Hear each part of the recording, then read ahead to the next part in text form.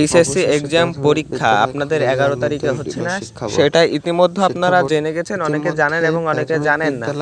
তো আমরা 11 তারিখে আপনাদের প্রশ্নটাগুলো পুড়ে যাওয়ার কারণে আপনাদের 11 তারিখে পরীক্ষাটি স্থগিত হয়েছে। তো কবে পরীক্ষা হবে এই বিষয়ে নোটিশ প্রকাশ করছে, বা এখনো তোমাদের সম্ভাবনা হচ্ছে পরীক্ষাটি অনুষ্ঠিত না হওয়ার, বিশেষ করে পরীক্ষাটি অনুষ্ঠিত না হওয়ার। আর যাদের না হয় তাহলে তোমাদের অটোবাস দিয়ে দিবে।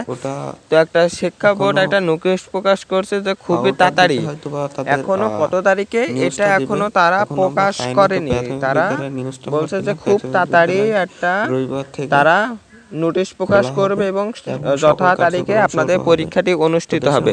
তো আমি আগের অনেক যখন 6 তারিখ না 5 তারিখে তখন একটা আমি ভিডিও আপলোড করেছিলাম, আমি 100% গ্যারান্টি দিয়ে বলেছিলাম যে 11 তারিখে কোনোভাবে পরীক্ষা হবে না, এই মাসে আপনাদের পরীক্ষাটা কোনোভাবে হবে না বলেছিলাম, আগস্ট মাসে আপনাদের পরীক্ষাটা কোনোভাবেই হবে না, এই কথা আমি বলেছিলাম। তো আপনারা দেখুন যে আপনি আবার সংবাদ পরিচালনায় দেখলাম যে 1 মাসও পিছানো হতে পারে আপনাদের এইচএসসি এক্সাম পরীক্ষা, 1 মাসও এইচএসসি এক্সাম পরীক্ষা পিছানো হতে পারে।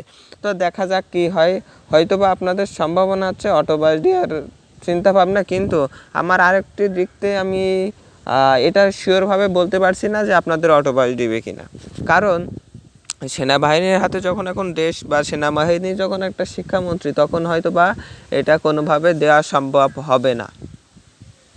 তাহলে বুঝতে পারছেন তাহলে কতটা আপনাদের বিপজ্জনক বা খাতের ভিতরে আপনারা আছেন। তো এইচএসসি এক্সাম পরীক্ষা খুব তাড়াতাড়ি বা নিকটে, হয়তো বা নিকটই বলতে এই মাসে জীবনেও আপনাদের পরীক্ষাটিও হবে না, এটা আমি 100% দিয়ে বলছি।